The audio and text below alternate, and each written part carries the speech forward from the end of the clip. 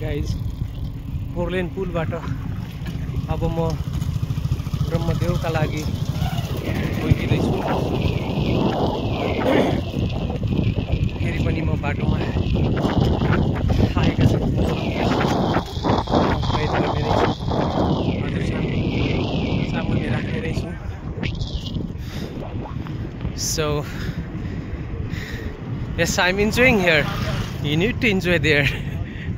Thank you. Have a good day.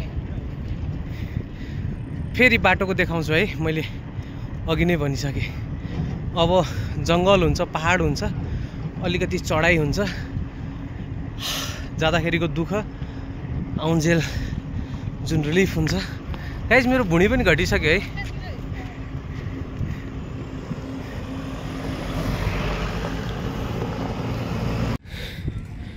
Guys यो viral रोडको अहिलेको दृश्य हो, जहाँ हामी देख्न सक्छौँ तमाम सङ्ख्यामा टिप्परहरू उभिएका छन्, कामको पर्खाइमा छन्। भने यो राष्ट्रिय गौरवको परियोजना अन्तर्गतको काम भइराखेको छ। सो म राष्ट्रिय गौरवको परियोजना आफूतिर चलिरहेको छ र म पनि निरन्तर साइकल चलाइरहेको छु। सो गाइज यो नेपाल आर्मीले अन्डरटेक गरेको प्रोजेक्ट हो।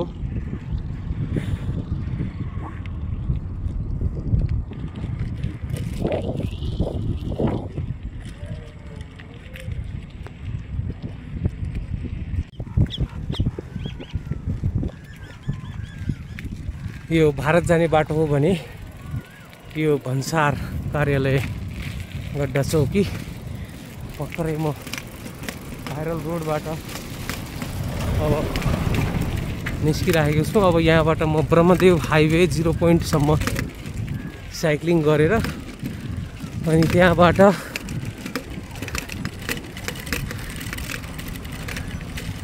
जैविक मार्ग हुँदै कहाँसम्म पुगिन्छ म देखाउँदै गर्नेछु।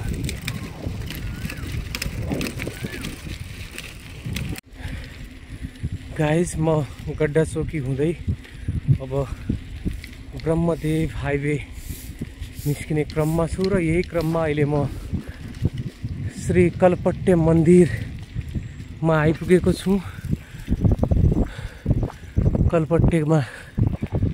कल्पट्टे मन्दिरले सबैको रक्षा गरून्।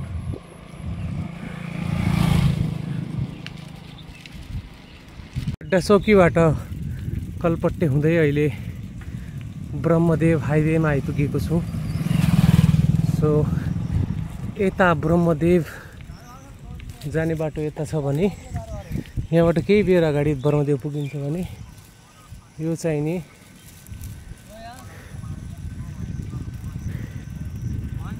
भाँसी निस्किने बाटो हो। म अलि अगाडिबाट भित्र छिरेर अनि जैविक मार्गमा भेटिने छु। सो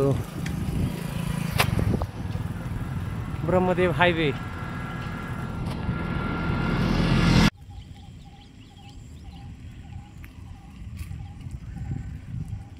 गाइज अब म यो जङ्गल छेउमै पुग्दैछु।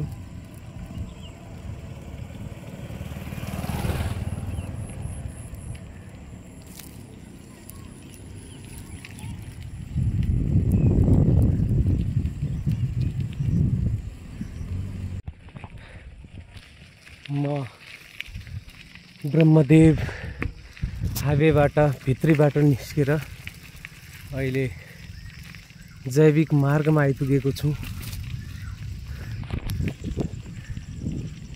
जैविक मार्ग अफ रोड साइक्लिङ।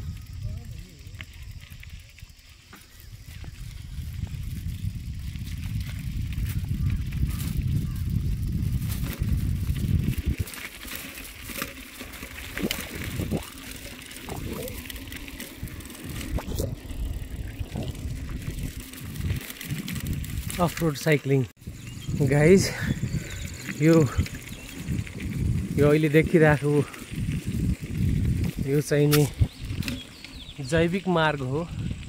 नाम जस्तै यो मार्ग पनि जैविक नै छ। यो मार्ग 1 नम्बरको अर्ग्यानिक मटेरियलबाट बनेको मार्ग छ। सो नाम अनुसारको मार्ग छ यो जैविक मार्ग। सो गाइस भिजिट गरौँ हाम्रो ठाउँ, हाम्रो जङ्गल। हेलो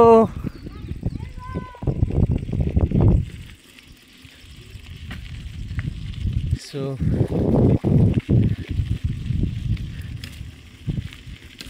कैन सी जैविक मार्ग।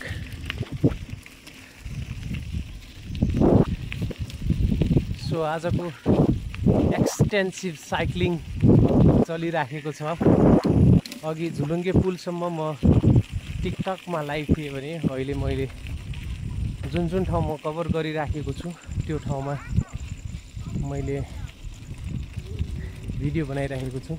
Hello by. सो जैविक मार्ग यो भम्केनी धाम प्रवेशद्वार हो।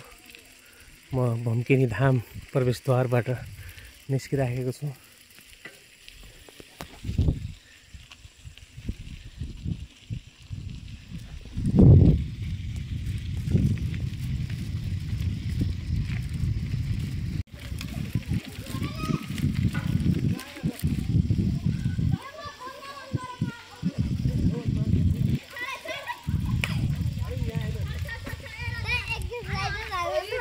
ए पक पक मैले सबको खिचिसकेको छु है। किन हानेर हो? के को झगडा हो भन न, म चक्लेट दिन्छु अनि ल। कसले हो भने यो हो भन्ने?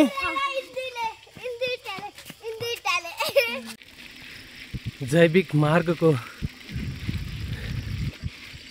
बाटो जति तारिफ गरे पनि कम छ। सो गाइज बाटोमा देखिने रमाइला पलहरू सम्भवतः हर सम्भव प्रयासहरू क्याप्चर गर्ने प्रयास गर्दछु।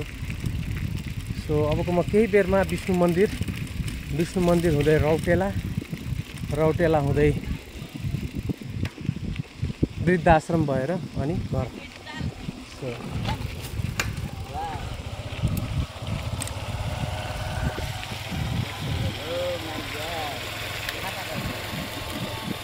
बनाइदिउँ भिडियो? नजिक आउनु त।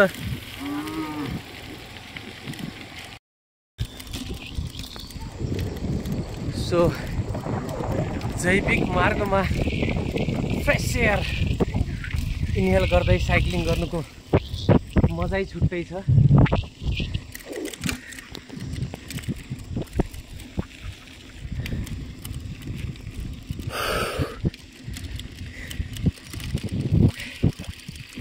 ओहो आनन्द आइराखेको छ।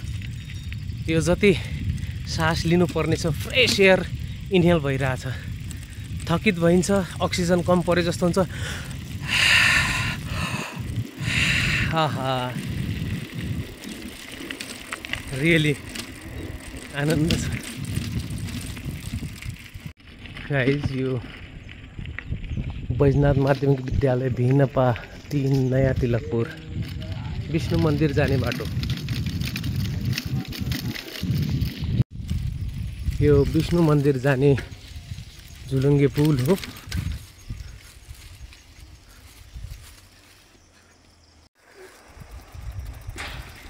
यो विष्णु मन्दिर जाने झुलुङ्गे पुलमा छु अहिले म।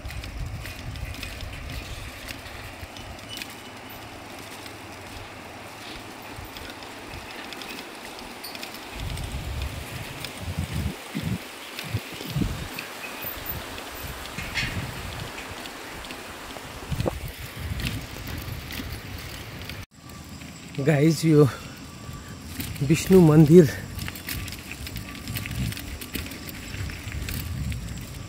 निस्किने बाटो हो भने मेरो मन्दिर जानु अलिकति नमिल्ने भएर म यताबाट अब यो रौटेलातिर जाँदैछु। यो विष्णु मन्दिर जाने बाटो। बम भोले, जय विष्णु भगवान।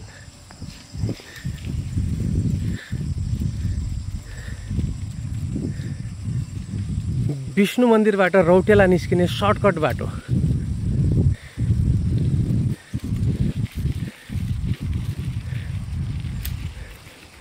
पहिला यो खोलाको गर्दा गाह्रो थियो भने अहिले यो पक्की पुल बनिसकेको छ।